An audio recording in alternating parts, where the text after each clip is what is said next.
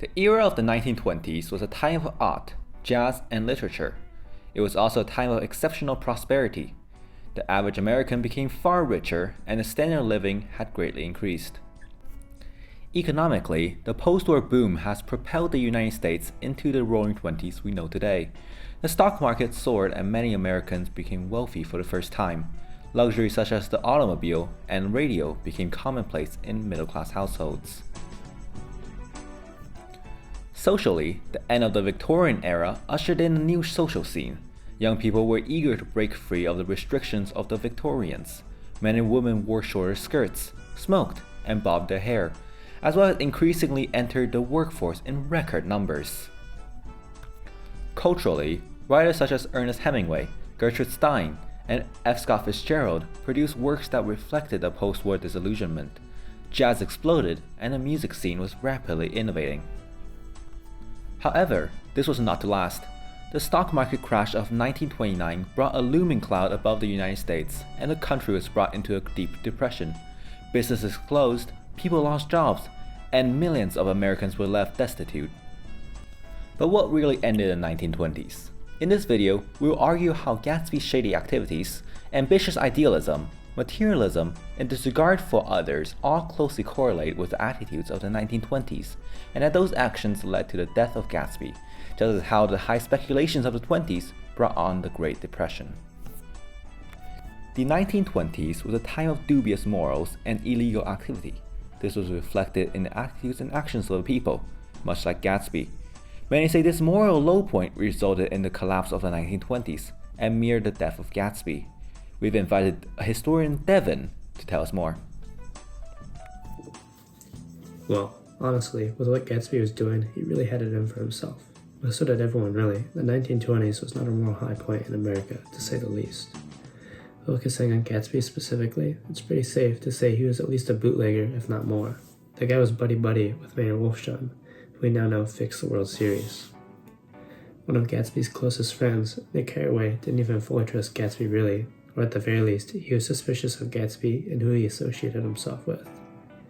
Nick's writings reveal this to us when he says, "Somehow that seemed a despicable occupation. For all I knew, he was going to rob the house at a moment." I wouldn't have been surprised to see sinister faces, the faces of Wolfstrom's people behind him in the dark shrubbery. Nick wasn't the only one who suspected Gatsby of something mischievous. Gatsby's rival, Tom Buchanan, also suspected Gatsby for bootlegging, writing, "I picked him for a bootlegger the first time I saw him, and I wasn't far wrong." The 1920s was an exciting time for those who wanted to make it big in America. Spurred by the American dream, the idea that you can achieve anything with enough work, people rushed to be successful, often becoming incredibly reliant on the stock market.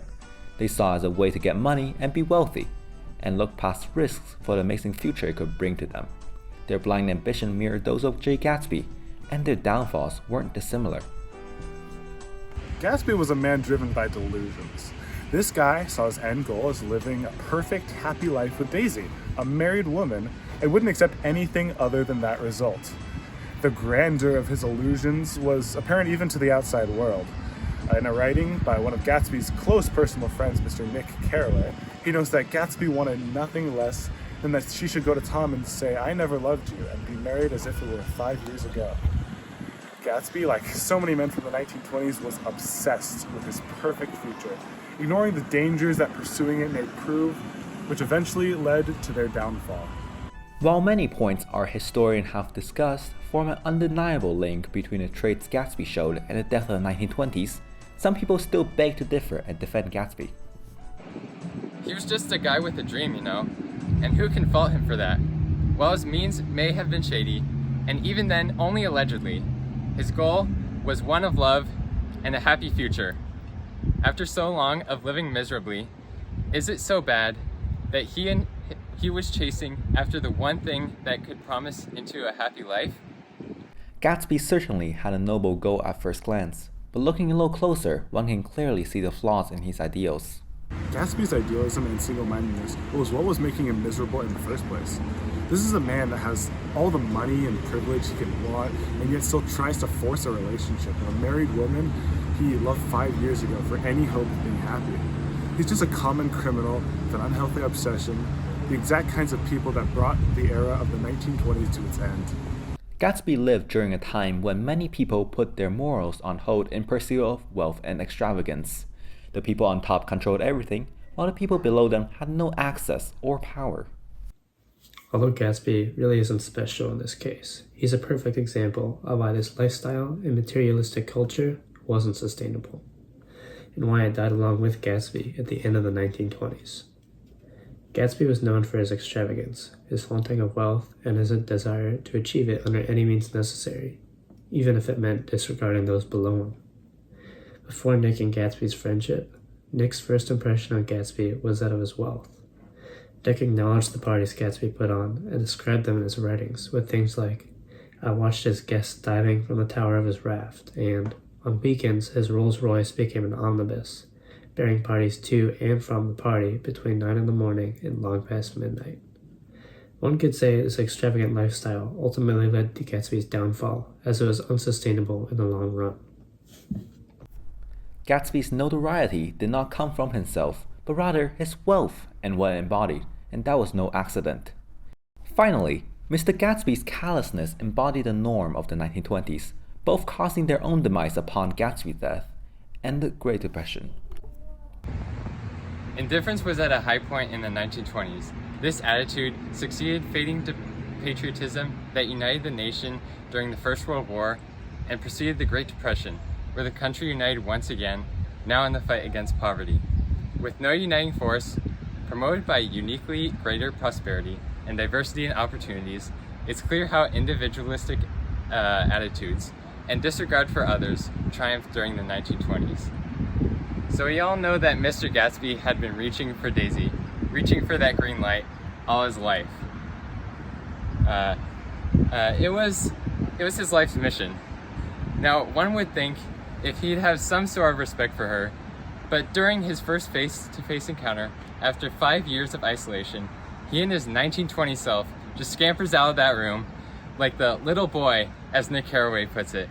Clearly, even with the people he loves the most, Mr. Gatsby shows no real caring and respectful attitude. The consequences of this attitude are best seen with Mr. Buchanan, in whom he feels no remorse in taking away his wife. This aspect hits at an additional point about the 1920s, notably its greater romanticism, where the greater desire to secure love, no matter its reasons, causes those who succumb to it to enclose themselves and their lovers in their own fortresses while attacking enemies with words that mimic violent cannonballs. This feeling fuels much of Mr. Gatsby's callousness, where it would not have otherwise existed in these moments, and only fuels further tensions between him and Mr. Buchanan as time marches on.